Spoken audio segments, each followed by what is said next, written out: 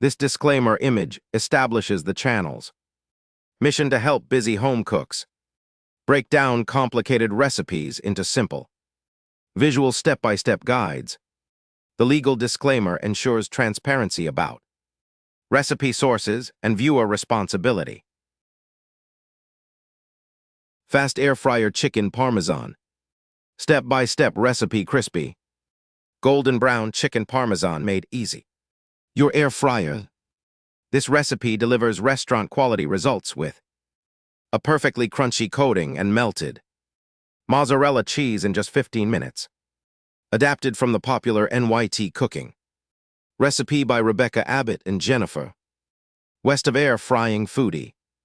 This method uses a dual-textured breading of panko and regular breadcrumbs combined with Parmesan cheese for maximum crunch. Here is the written ingredient list for air fryer chicken Parmesan recipe guide. Welcome to your air fryer chicken Parmesan adventure. Let's start by gathering everything you'll need. Don't worry, this recipe uses simple, everyday ingredients you can find at any grocery store. For your chicken, you'll need 4 boneless, skinless chicken breasts, which should weigh about 1.5 to 2 pounds total. These are the lean, tender cuts that cook beautifully in the air fryer. You'll also need 2 large eggs. These will help your breading stick to the chicken like magic. Now for the breading, which creates that irresistible crispy coating. You'll use 1/2 cup of panko breadcrumbs. These are the larger, flakier crumbs that give you extra crunch, and 1/2 cup of regular, plain breadcrumbs, which fill in the gaps for complete coverage.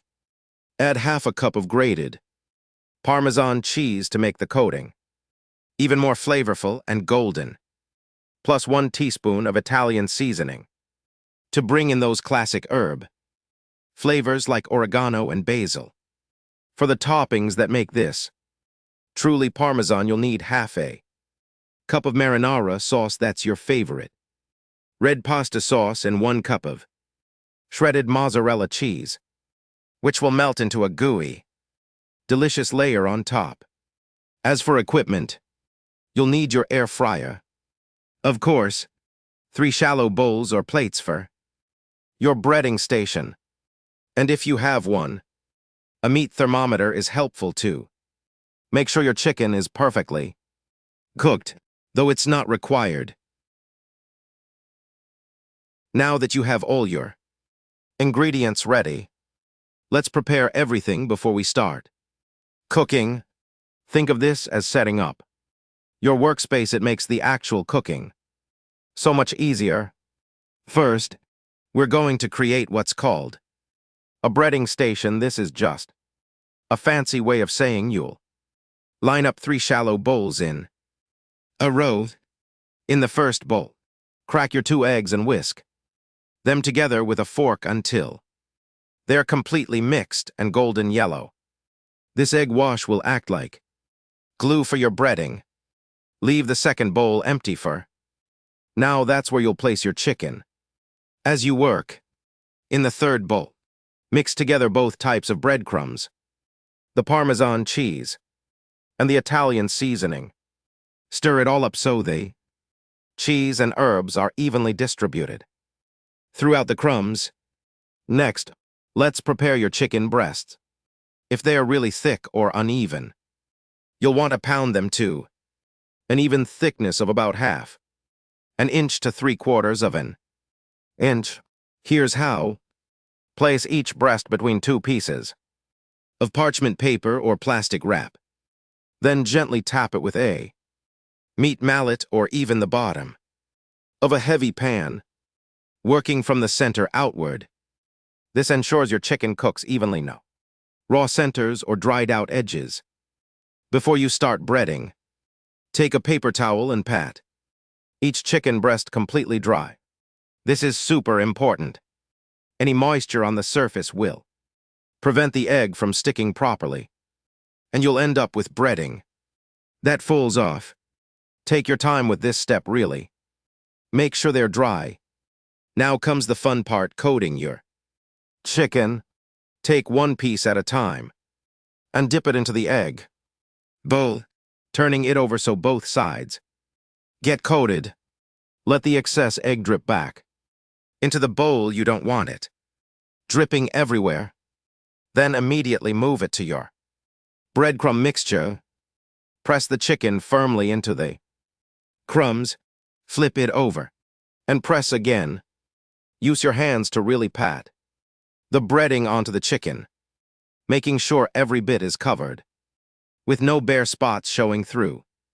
Place each finished piece on a clean plate, and don't stack them or the breading might stick together. You're almost there.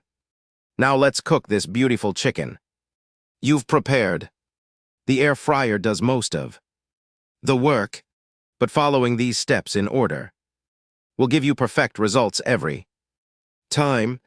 Start by preheating your air fryer to 400 degrees Fahrenheit. Just turn it on and let it heat up for about 3 to 5 minutes. This is like preheating an oven. It ensures your chicken starts cooking immediately when you put it in, which helps the breading get crispy right away. Once it's preheated, carefully arrange your breaded chicken cutlets in the air fryer basket in a single layer. This is really important. The pieces shouldn't be touching or overlapping. The air needs to circulate all around each piece to make it crispy. If your air fryer is small, you might need to cook them in 2 batches. That's totally fine. Just keep the first batch warm in a low oven while you cook the second. Now close the air fryer and cook for 7 to 8 minutes without opening it. During this time, the breading is transforming into a gorgeous, crispy, deep golden brown crust. You're looking for a rich color, not just light golden, but really bronzed and beautiful. The exact time depends on your air fryer model, so start checking at 7 minutes. Here's where it gets exciting.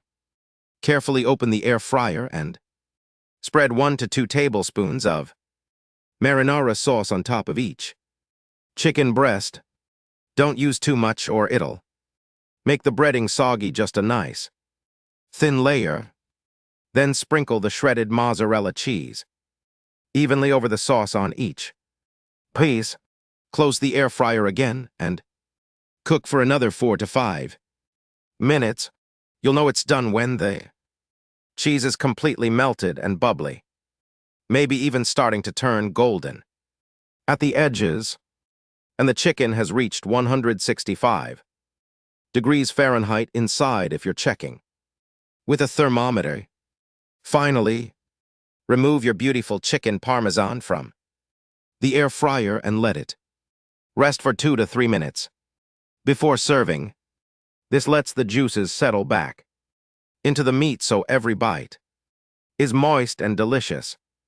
Then serve it up over pasta, in a sandwich, or however you like and enjoy your homemade restaurant quality meal.